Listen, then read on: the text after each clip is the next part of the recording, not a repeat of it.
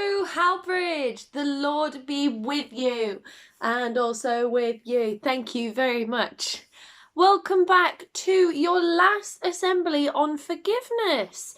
Now, that doesn't mean that you're going to stop learning about forgiveness because I'm still learning about it and I've just turned 21. So you guys will be learning more and more throughout your life, but this is the last time that you'll be seeing me this term. We're going to move on to our first activity today, our little demonstration. You're going to need something very fun. A balloon. A deflated one if you can. I was going to use some of my 21st birthday balloons, but they popped. And that's exactly what we're trying to avoid. So what you need is your balloon. You're going to stretch it out first because the rule of blowing up balloons is that you have to stretch them because apparently it makes it work better. Now I want you to blow just a little bit of air in there. Oh, okay. Beautiful bit of air. It looks like an egg. Perfect for Easter. Oh, hold on to it. So this is representing bad stuff. What's another word for bad stuff that we've learned? It begins with an S, ends in N, 3 letters, rhymes with bin. Sin. Sin is the bad stuff. So we're filling this balloon up right now with sin. And we're filling it up with all this nasty stuff. So keep blowing, but don't pop.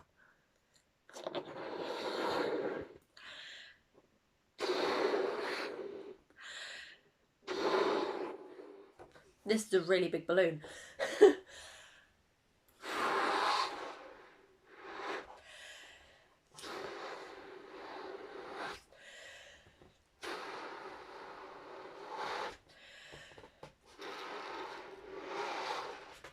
I'm not going to go any further because I'm scared of it popping. But look how big, that's bigger than my head. Look how big that is.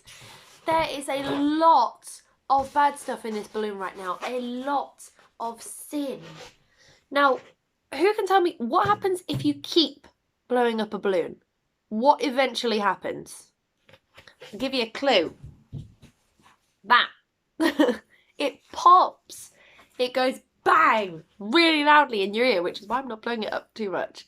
It goes pop. And that's just like when we're holding on to all of the bad things.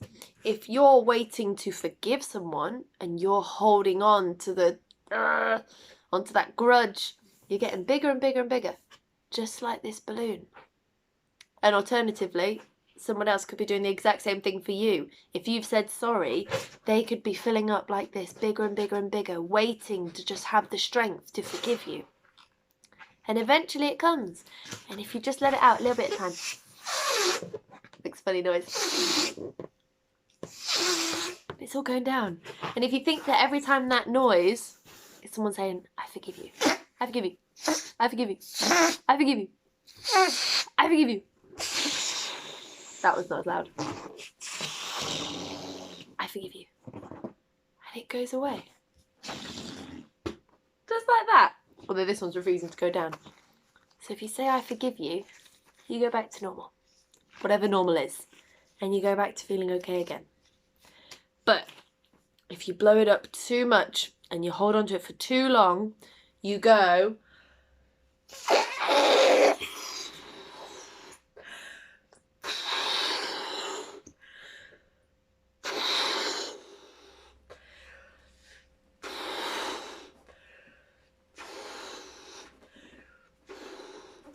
Now, I'm not going to pop it, but if you think you've held on to it for way too long and then suddenly somebody asks how you are and you say, I'm fine, this is what you look like. And really, you're not fine because you're full of air, just like that balloon. So that's encouraging you guys to say sorry, but also to forgive. Be on the receiving end as well as the giving. Fantastic. You've now got a video to watch if you haven't already. This is about Zacchaeus, or Zacchaeus. I always said Zacchaeus, but apparently it's Zacchaeus. And that video, some of you may have seen it. Star Club kids, you've definitely seen this story before. It's all about the man in the tree, the tax collector. So go watch that video and then we're going to talk about it. So I'm going to read the passage for you now, for those of you that have already read it. If you haven't, pause it, go. So from Luke 19, so book of Luke, chapter 19, verses 1 to 10. It says, Jesus entered Jericho and was passing through. A man was there by the name of Zacchaeus. He was a chief tax collector and was very wealthy. He wanted to see who Jesus was, but because he was short, he could not see over the crowd. So he ran ahead and climbed a sycamore fig tree to see him, since Jesus was coming that way. When Jesus had reached the spot, he looked up and said to Zacchaeus, "Come down immediately. I must stay at your house today." So Zacchaeus came down at once and welcomed him gladly. All the people saw this and began to mutter, "He has gone to be the guest of a sinner." But Zacchaeus stood up and said to the Lord, "Look, Lord, here and now I give half of my possessions to the poor, and I have cheated anybody out of anything, I will pay back 4 times the amount." Jesus said to him, "Today salvation has come to this house, because this man too is a son of Abraham. For the Son of Man came to seek and to save the lost." Fantastic. Absolutely brilliant. So we must remember to forgive. Let me just get my points.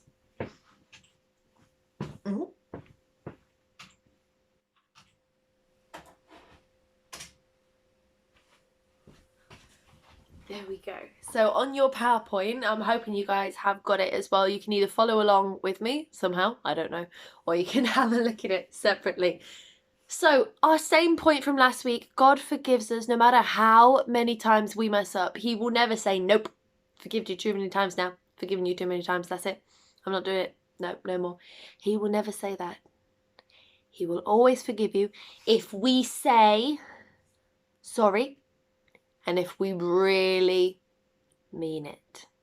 And if we change the way we act, if we change our actions. Zacchaeus had stolen from people in the past, and he said he would give back 4 times as much as he had stolen. So if he'd stolen 1 egg from somebody, he would give back 4 eggs. He would give back 4 times as much. Now, he was a tax collector, so he collected people's tax money. But he was a sinful man because he collected more than that. He taxed people way too much. Now, you guys thankfully don't need to think about taxes right now until you're my age. Then you start having to think about it. But you can ask your parents if you want about what taxes are. But basically, he took people's money that they were meant to pay, but he took way too much money. But he decided to pay back 4 times as much, which is a really good thing to do. So actions speak louder than words. And if you want people to believe that you are sorry after you've said it, you need to change. You need to change your actions. You need to prove that you truly are sorry. The same as we spoke about last time. If you hit somebody and say sorry, you can't go hit someone else. That's it. You don't hit anyone ever again. That's it. You change your actions.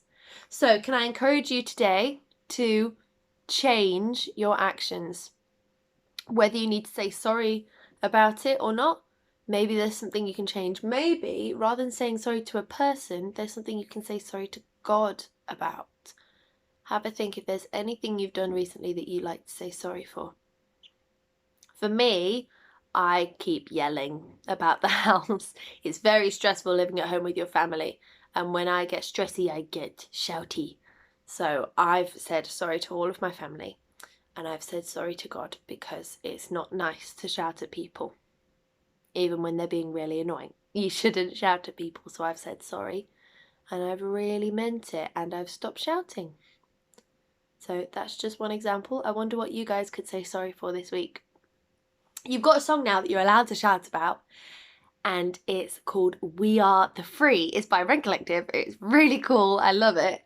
And yeah, have a sing along. I'm not going to do it for you now, but have a little sing. And this may well be something that we'll have a sing when we get back to Howbridge School Hall. So sing along, have a bit of a pray, and I'll see you when I see you. Have an awesome day, guys. Go in peace to love and serve the Lord. In the name of Christ, amen.